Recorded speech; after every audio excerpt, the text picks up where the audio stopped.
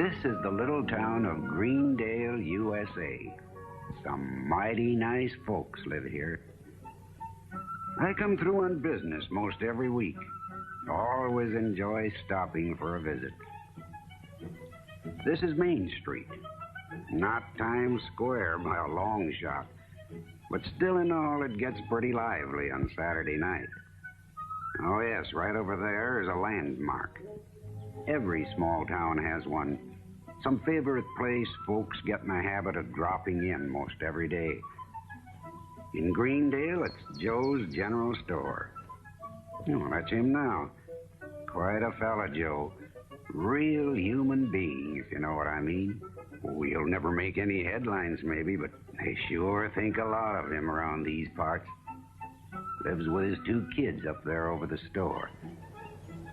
Oh, here they are now, just starting off to school. You know, since their mother died, Joe's had his hands full. Doing a pretty good job, though. Yes, sir, I always enjoy visiting with Joe. He's the sort who really likes folks. Kind of makes you feel good. Morning, Joe. Well, hiya, Wilbur. Well, glad to see you. Sit down. I'll be with you in just a second. Wait till I take this sign down here. Here. Have a cigar. Hey, this basket party was a big success last night. Been a lot of excitement in town since you was here last. Yeah. It all started the day Henry Crockett came in the store with a bellyache. You know old Henry. He's always bellyaching. Hey, what do you have to do to get waited on around here? Good afternoon, Henry. Hurry it up, Joe. I gotta get back to the factory. This new brand any good? Sure. Says so right on the bottle. Stomach acting up again? Now, why wouldn't it? Old man Evans has got a nerve. Expecting me to retool the whole dang factory practically overnight. Now you're talking like a foreman. You weren't so doggone cranky all the time, you wouldn't have to buy so many stomach pills. Now, see here, Joe. When I want your advice, I'll ask for it. Charge it. No, Mr. Crockett. What's he so happy about? Oh, he is harmless. I kind of like to have him come in the store. What for? So much fun when he leaves. Oh, I almost forgot. My report card. Your report card? Well, now, just a minute here. Well, 5 A's and a B+. That's practically batting 1,000, isn't it? It sure is. I'm proud of you, honey. You know, ever since your mother died, I've been kind of worried about you, about bringing you up right and doing the right thing, and gosh, I don't think I have to worry anymore. You got brains. Well, Dad, you always said I take after Mother. Yeah. Oh, is that so?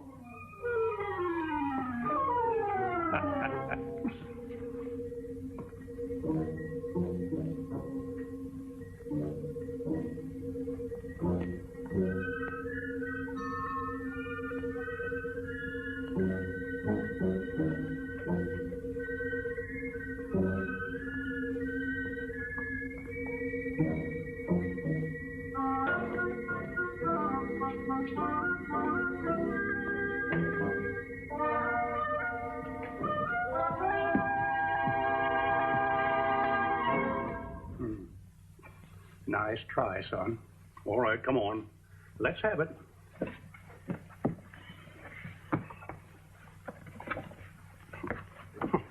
Thought you was going to get past me, huh? Well, now let's see. What is that great big red F for? And don't tell me that means fine. Aw, gee, Pop. That dumb civics junk's a pain in the neck. Expecting you to learn the preamble to the Constitution. Dumb stuff like that. Oh, dumb, is it? What's the good of it? What's the good of it? I'll tell you what's the good of it. Tim, if we didn't have... That's the most important thing. Tim, look. Suppose you was up at bat. You had 2 strikes on you. You swung at the next one and you missed. What happens? I'm out. Why? All you get's 3 strikes. Who says so? That's the rule. That's just what I mean, Tim.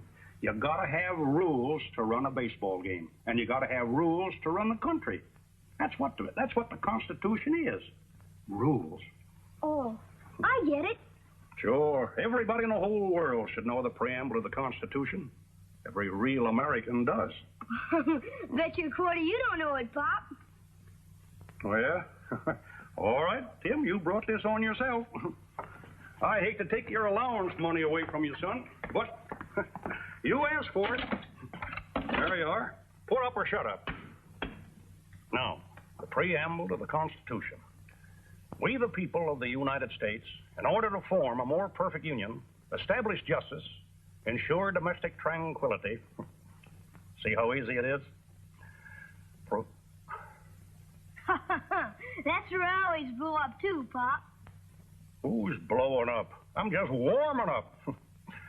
We, the people, and to ensure domestic tranquility, provide that... Shucks. Just because I can't remember it doesn't mean that I don't know it. Now, we...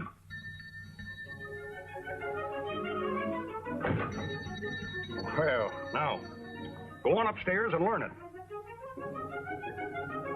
Easiest quarter I ever made, Pop.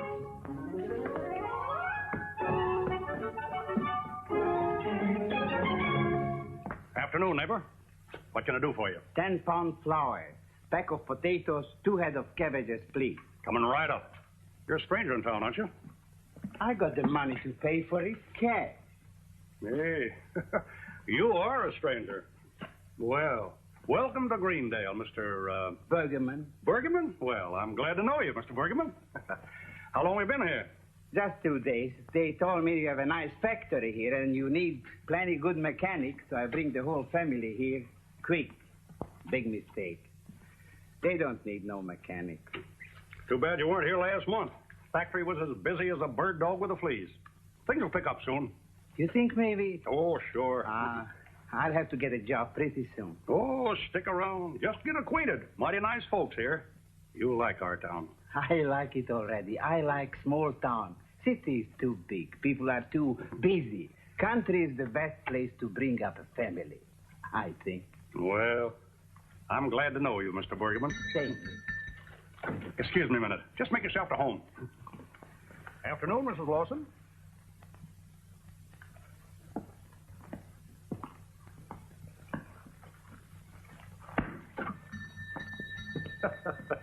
Looks like we're due for some rain. Mrs. Lawson just stocked up on corn plasters. How much is this pitcher's glove? Oh, that's a dandy. That's $9.95. You play baseball? Oh, my boy, he does. No. Very good. Good, huh? Someday he'll pitch like Bob Feller. Say, have you ever seen Bob Feller? Certainly. When I work in Chicago, every Sunday we go to the ballpark. Hey, you're a real fan, huh? Like baseball. Like baseball. Mr. Brown, ever since I became an American citizen, there's one thing I ask from this great country. Let my boy pitch one game in the World Series, and I die happy. Say, you're all right. I'll wrap it up for you. No, thank you. I can't pay for it now. Oh, don't you worry about that. If your boy wants to be a big leaguer, I'd like to help him. Bring your boy around. I'd be glad to give him some pointers. I pitched 3 years for the Bummers, you know. You pitched for the Brooklyn Bums? Well, no, not exactly. The Bentonville Bums, 30 miles northeast of here.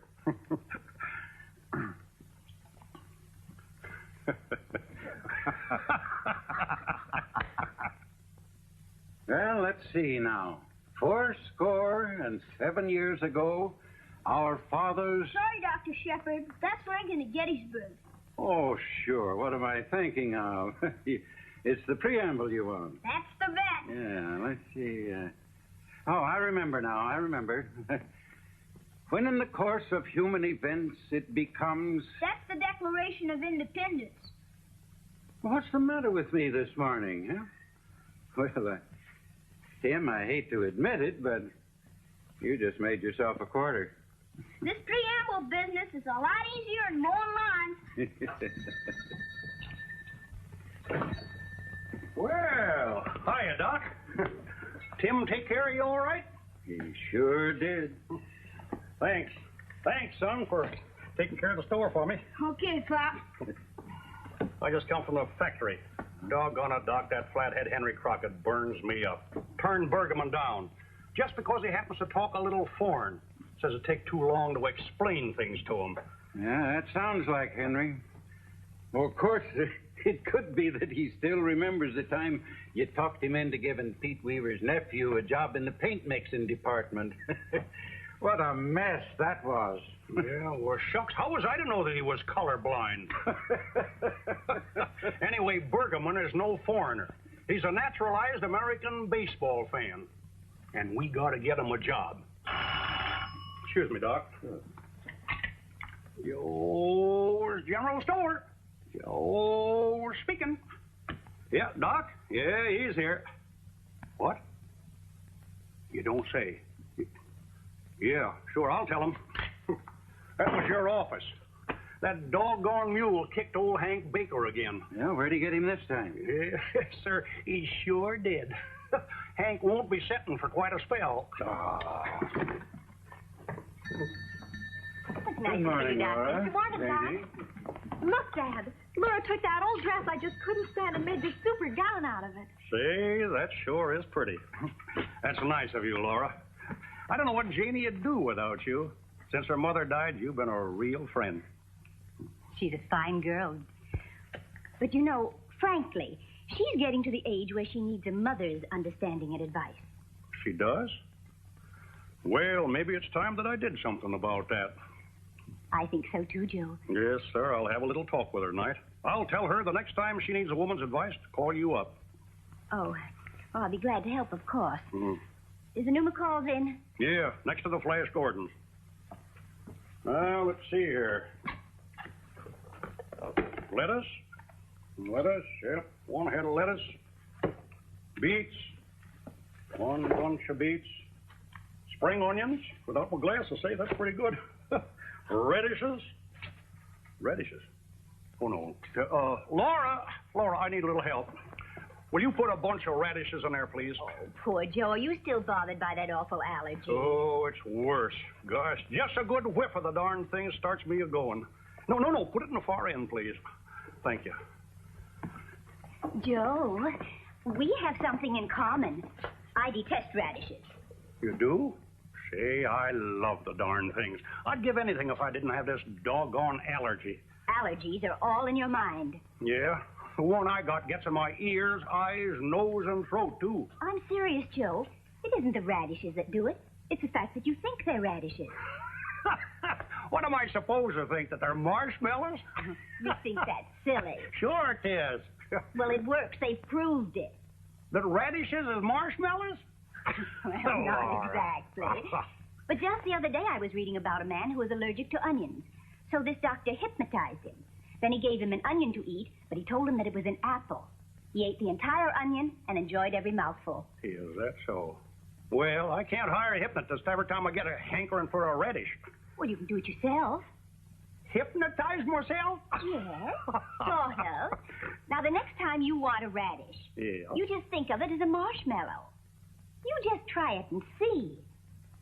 Oh, goodness, look at the time. And I've got a pie in the oven. Oh, will you charge this, Joe, please? Yeah, sure. Goodbye. Well, so long, Laura. Good, she sure is a deal. Marshmallows.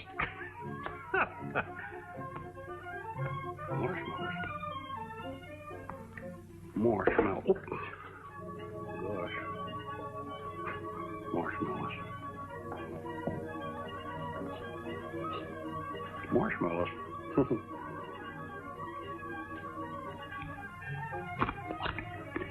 Marshmallows. Hey. Marshmallows. Hey. Marshmallows. Nice, fresh marshmallows. Yep. Oh, General Store. Speaking. Yeah. Oh, Mrs. Hanson. Yeah. Just a minute. Be right with you. Yeah. 1 pound of coffee. 1 pound of coffee. Pint of cream. No, half pint of cream. Yeah, half pint of cream. What? The what? Cement mixer? Oh, no. Where? Oh, that's me. Sure. I'm eating marshmallows. Yep. Marshmallows. All right. Ready, Sil. Goodness sake.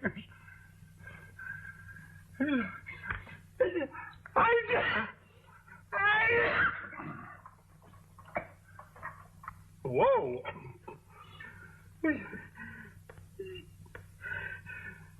Hey, I got that one all beat.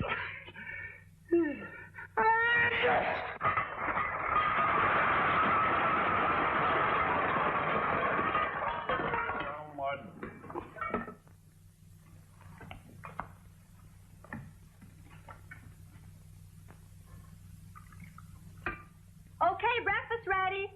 Morning, Jenny. Bet your quarter you don't know the preamble. You better cut that out, Tim. If Dad ever finds out you're betting everybody in town. Good morning, kids. Morning. Morning, Pop. Good morning, Timmy. Dad, you're not dressed. It's time to open the store. Store is already open. My assistant's taking care of that. Assistant? Since when? Started today.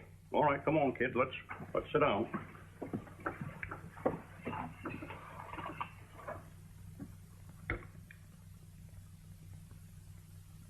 Amen. Yes, sir. I had to hire some help. Business getting a little bit too heavy for one man to handle. Oh, yeah? Well, anyway, I need a little rest. Going to take it a little easier from now on. Enjoy life. Sure is nice to sit here and eat breakfast, lazy and peaceful. Mr. Brown! Mr. Brown, please come down quick. Dickens is that? Excuse me. Mr. Brown! Come on. I haven't got all day. Red Star plug. It's chewing tobacco, stupid. Hey, what's all the ruckus, Henry? He ain't deaf. Well, he might as well be. It's just like I told you. Can't even understand plain English. Now, wait a minute, Henry. It ain't his fault. He just don't know my system yet. Come here, Mr. Bergman. Come around here. You see, I forgot to tell you that I have everything laid out alphabetically. Now, the tobacco is over here with the tennis balls, toys, tops, and so forth and so on and so on. Well, as long as you're putting on airs, hiring help, why don't you get somebody with a little savvy? What's the matter, Joe? Aren't Americans good enough for you? Say, Mr. Bergman is just as good an American as you are. Better, maybe. Is that so? I'll have you know there were a lot of Crockett's on the Mayflower. Yeah, a lot of barnacles, too. Bad enough having to put up with you around here without making it worse with a dumb cluck like him. Now, Henry Crockett, that does it. Get out. Just a minute. Now get out.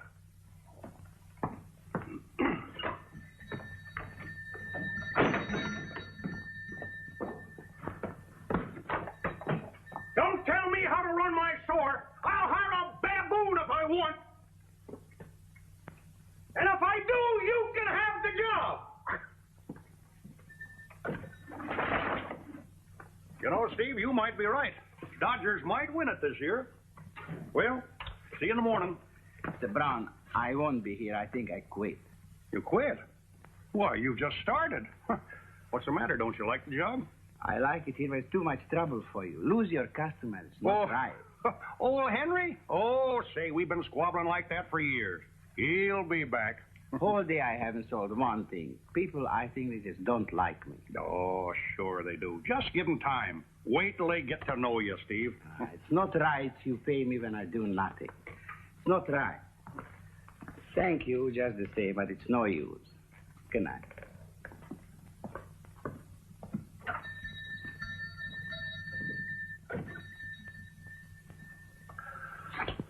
Shucks.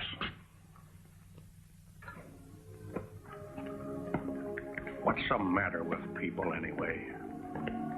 What difference does it make where a fella's born? Shucks.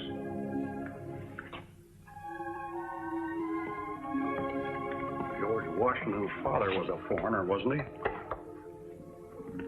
Maybe I shouldn't have blown my top and chased old Henry out of the store.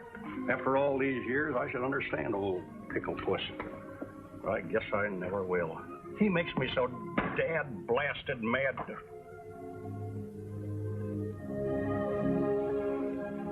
Excuse me, honey. Oh, if you was only alive today, Martha. You always had such a nice way of getting people together and making them like each other.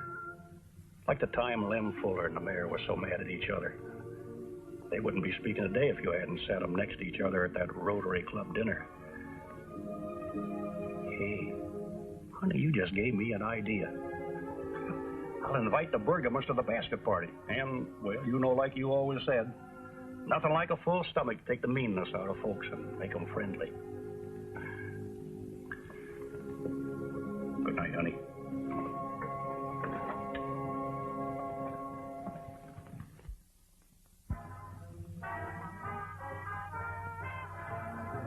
Gee, Pa, I still wish we'd brought our own basket. Well, I think it was very nice of Mrs. Bergman to fix the food for all of us. That's a lot of work, you know. Probably some of that foreign like goulash. Whatever it is, you're not going to hurt Mrs. Bergman's feelings. Goulash or chop suey, you're going to eat it and like it, whether you like it or not. All right, okay. And I want both of you kids to mind your manners. Be especially nice to the Bergamans. After all, they're our guests, you know. Well, here they are. Steve, come right on in. Been looking for you. Mrs. Bergman, how are you? Well, Frank, glad to see you. Frank, this is my daughter, Janie. Janie? This is Frank. Hello, Frank. It's a pleasure, Miss Brown. Well, I guess we better get going, folks. Step right into the auditorium. Yes, sir. Yes, sir. Well, John. Hiya, Fred. Come right. Here, this table's all right for us. We'll sit right there. Put your basket right on the table. Looks like everybody's here tonight. Hey, there's Mr. Evans over there. He owns a factory. No, over here with Tim. Bet you quarter you don't know it, Mr. Evans. Aren't you forgetting something, Tim? You stuck me on the preamble yesterday. Oh, excuse me. Darn it! Looks like I'm running out of customers. Hello, hiya, Doc. Laura. Hey, you were pretty good. Doc Shepard. You know something, Pop? What? There's not a good American in this whole town. Hey, what kind of talk is that? You said so yourself. Remember? About not knowing the preamble to the Constitution. Nobody knows it. I haven't lost a single bet. Hey, have you been going around betting on it? Full of quarters. I struck everybody I know. Except Mr. Bergman here. And I bet the whole sack full. He doesn't know it. Tim. I wouldn't but to take your money. That's what they all say. Because they don't know it. No, that's enough of that, Tim. That's not nice talk. Besides, it's no crime not to know it. Shucks, I even forgot it myself once. Tim, we won't bet on that, but we, the people of the United States, in order to form a more perfect union, establish justice, ensure domestic tranquility, provide for the common defense, promote the general welfare, and secure the blessings of liberty to ourselves and our posterity, do ordain and establish this Constitution for the United States of America. Shut up, boy. How about that, neighbors? And he knows baseball backwards, too. I'd like to shake hands with you. Yeah, he put us all to shame, didn't he? Oh, Mr. Evans, Mr. Bergman is new in town. Master mechanic. Is that so? Yep. Well, when the factory gets busy again, maybe we could work something out. Look me up in a month or so. Oh, see, what did I tell you? Everything is going to work out fine. Well, come on, let's eat. Come on, let's get to it. Let's eat. Tim, remember, whatever it is, you eat it. And smile. First we serve the salad, as we do in the old country. I hope you like. I'm sure I will, Mrs. Bergman. This is swell, Mrs. Bergman. And I'm not just being polite either. It's real George. The dressing's sensational. What's in it? Really? Oh, it's very simple. To what gives the flavor is chopping up the radishes. Very fine.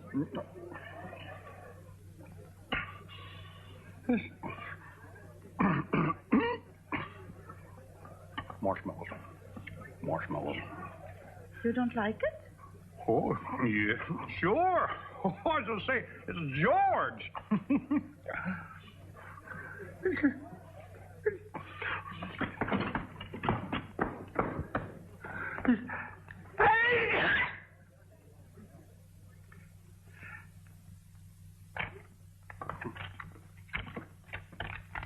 Oh, good morning, Doc. Hey, that was a great party last night, wasn't it? Big success. Yes. Looks like we're going to get our new fire truck. Yes, sir. Hey, Bergman sure made a big hit, didn't he? Real nice people. Hey, what's this? It was from Bergman. Oh, and just when I thought everything was going along so good. Something wrong? Yeah. Says they haven't got enough money to stay around here for another month. Going back to Chicago today. Well, we sure let them down. You did everything you could. Oh, ain't right, Doc. They're our kind of people. That's why they came here. They weren't happy all jammed up in a big city. Small town like this. That's what America meant to them. Shucks. Listen, Joe. Hey, it's a fire bell. Well, come on. Oh, wait a minute. Wait, let me get my hat. Well, hurry, Chief. Come on, quick. Hey, let's go. Come on. Get out of the way. It's the factory. It's the factory. Here, get it. Hey, come on, fellas.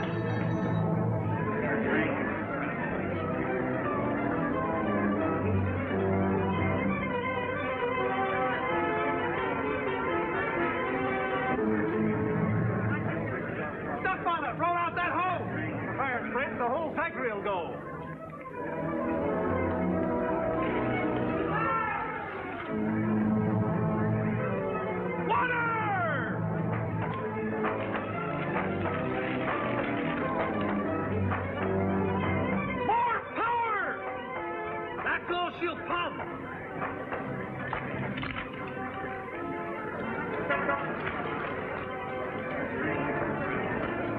It's that dynamite jet gone haywire again. Well, fix it, Henry. You're supposed to be a mechanic. Hey, what's the matter here? And hurry up. The fire's spreading fast. Yeah, hurry. We need water. Did you say main jet? Yeah, the main jet. Hey, can you... Hey, let Mr. Bergman get there, Henry. Oh, let me have a look at that. Come on, let's speed it up. Give me a pair of pliers, eh? Oh, Maggie got it lucky in me, main jet. What the dickens is going on? I'll try it. You shall go now. You go? Okay, turn her on. Let's have it. Come on. Let's go, man.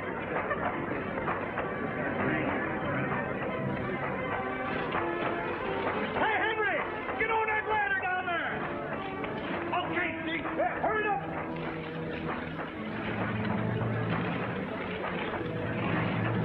Hey! Cut your water. Let her breathe for a minute so I can see what am I doing here. And now, friends, it gives me pleasure to present our distinguished fellow citizen, Henry Crockett's new assistant at the factory, your friend and mine, Stephen Bergman.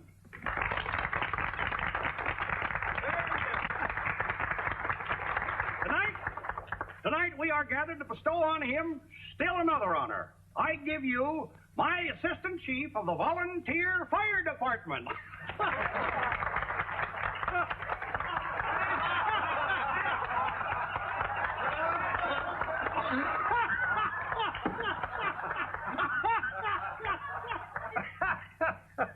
Of course, that fire hat was just a little tight around his shoulders. But at least it proved that he didn't have a swell head. Well, anyway, everything turned out fine. Funny thing, Wilbur, and I never saw it fail. You just go just a little bit out of your way to bring people happiness. Some of that happiness is bound to rub off on you. Like the time that I was saving up to go to the World Series. I don't think I ever told you this story. Hey, guess I'll have to tell you that story next week if you're going to catch the 10-18. Well, don't forget. See you next week. Goodbye.